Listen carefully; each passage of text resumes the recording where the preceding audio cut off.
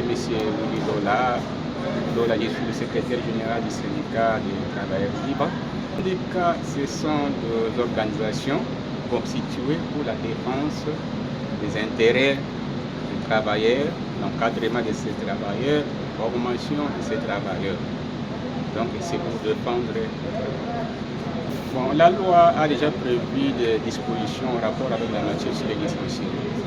Donc avant de licencier, l'employeur doit toujours prendre des dispositions pour en informer les travailleurs et du motif pour lequel il veut les licencier. Mais il y a toute une procédure qu'on doit suivre. Ce n'est pas automatique. Directement quand l'employeur s'est saisi d'un fait et directement il licencie, parce qu'il y a toujours un encadrement de la procédure.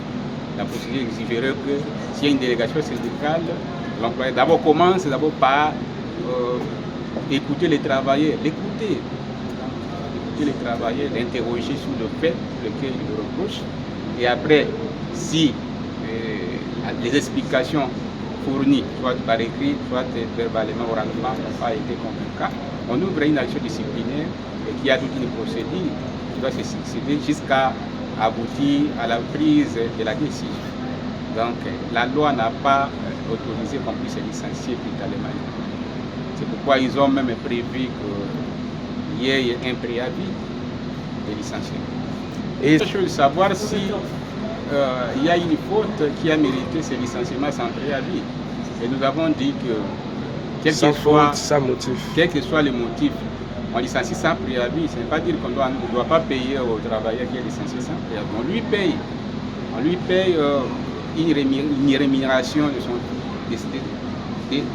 son décompte en rapport avec les éléments qui ne sont pas du régime de préavis. Il y a par exemple des jours prestés pour ces mois, on doit lui payer. Et ces jours, le salaire de ces mois est constitué soit des primes et des avantages et autres qui doivent être aussi incorporés dans les calculs. Il y a des congés qui n'ont pas été pris. Donc on doit payer, on doit aussi indemniser ces congés. Donc il n'est pas dit que quand il sort et qu'il perd tout parce qu'il a été licencié sans préavis. Et en cas de ce licenciement sans préavis, il y a des procédures aussi. S'il y a une délégation syndicale, c'est pourquoi on exhorte toujours les travailleurs d'avoir des relations avec les syndicalistes, avoir peut-être une délégation syndicale, parce que la délégation syndicale peut exiger. La procédure ne s'arrête pas à ce niveau-là. Il y a aussi des recours au niveau de l'inspection du travail et aussi au niveau du tribunal du travail. Nous avons voulu informer les délégués sur les outils qu'ils doivent consulter, qu'ils doivent lire pour s'outiller afin de bien mener leurs actions syndicales. Parce que quand on ne les connaît pas, on risque de se piéger soi-même. Donc une fois quand le délégué connaît le texte légal, les textes conventionnels, protocolaires, donc il ne saura pas s'exposer. Il va défendre avec efficacité, avec une dose élevée de connaissances de ce qu'ils ont en train de défendre.